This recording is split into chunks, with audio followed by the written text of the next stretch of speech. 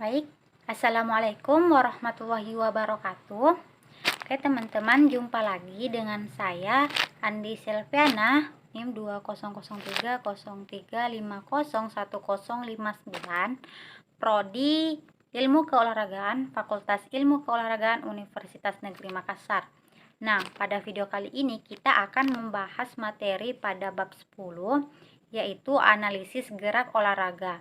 Nah, untuk mengefisienkan waktu, langsung saja kita bahas apa saja sih gerakan-gerakan pada cabang olahraga yang bisa kita analisis. Oke, kita lanjut. Yang pertama yaitu pada cabang olahraga atletik, yaitu lari gawang. Nah, lari gawang merupakan modifikasi dari nomor lari yang terdiri dari 10 langkah yang panjang, bukan 10 lompatan, di mana tujuannya adalah untuk mengangkat titik berat badan secukupnya untuk melewati gawang dan meletakkan kembali kaki yang melangkah ke tanah secepat mungkin, di mana hal ini itu dimulai dari gerakan melangkah secara teratur. Nah, mekanik melalui gawang dititik beratkan kepada menjaga keseimbangan agar tidak terjadi berat badan dan secepat mungkin akan meneruskan langkah berlari.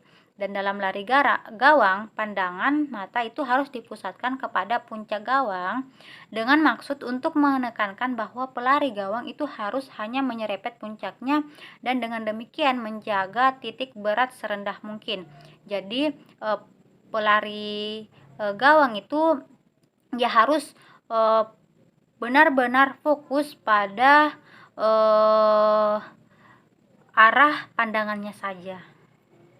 Selanjutnya yaitu pada nomor sprint atau nomor lari cepat atau lari jarak pendek. Nah, dalam cabang atletik nomor lari untuk jarak pendek ini itu tujuan utama sebagai seorang pelari adalah untuk menempuh jarak tertentu dengan waktu tempuh sekecil mungkin, di mana tujuan dasar dalam lari ini adalah untuk memaksimalkan kecepatan, dan rata-rata lari di jalur lomba ini itu memerlukan yang namanya sprint atau kecepatan, dan frekuensi langkah yang optimal itu tergantung penggunaan bagian tubuh saat lari dan teknik dan juga koordinasinya.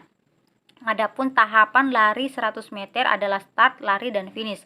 Dan semua tahapan ini mendapatkan perhatian serius sebagai faktor mendukung pencapaian prestasi. Dan masing-masing tahapan ini itu memerlukan teknik yang berbeda-beda. Yang pertama, daftar memiliki spesifikasi antara lain reaksi cepat terhadap awak atau piston dan menerapkan secara aktif daya eksplosif dari otot atlet untuk memulai gerak larinya.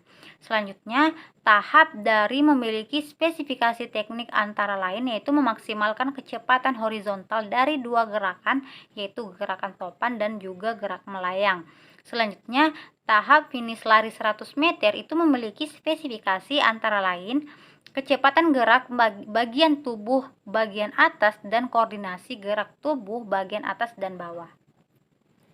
Selanjutnya, lompat jauh. Nah, gerak lompat jauh ini memerlukan gerakan dari perpaduan antara kecepatan atau speed, kekuatan atau strength, kelenturan flexibility saat melecut setelah melakukan tolakan atau menolak, dan daya tahan atau endurance, dan ketepatan atau accuracy pada saat menumpu di balok tumpuan. Nah, hal-hal yang harus diperhatikan dalam melakukan lompat jauh yaitu atlet harus mempertahankan kecepatan sampai saat melakukan gerakan menolak dan berusaha mencapai dorongan yang cepat dan dinamis dari balok tumpuan.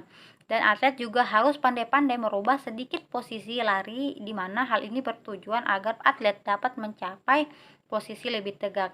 Dan atlet juga harus dapat memanfaatkan gerakan dengan baik dan mencapai jangkauan gerak yang baik, serta gerak akhir itu sebaiknya diusahakan sekuat mungkin menggunakan tenaga semaksimal mungkin. Dan juga atlet itu harus menguasai latihan gerak pendaratan, dan atlet juga harus menguasai gerak yang betul dari lengan dan kaki untuk mendapatkan lentingan saat melayang di udara. Nah, eee, adapun analisis yang bisa dilakukan terhadap faktor-faktor dasar dalam melakukan lompat jauh menurut Sugiono B dan kawan-kawan pada tahun 2006. Yang pertama yaitu awalan. Nah, awalan dalam lompat jauh ini merupakan lari dengan percepatan dari start atau start berdiri, di mana tujuan awalan pada lompat jauh adalah untuk mendapatkan kecepatan yang setinggi-tingginya sebelum mencapai papan tolakan.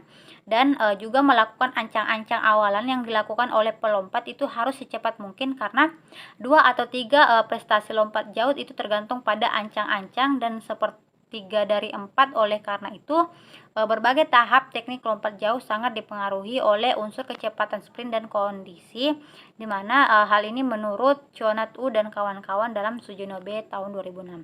Nah, adapun menurut Aib Syarifuddin, cara mengambil awalan itu ada bermacam-macam. Di antaranya yang pertama, mencoba beberapa kali melakukan awalan sehingga tepat, kemudian baru diukur. Atau bisa juga beberapa kali harus lari dengan balok tolakan ke tempat di mana akan memulai awalan, atau bisa juga melakukan atau menggabungkan dari kedua cara tersebut.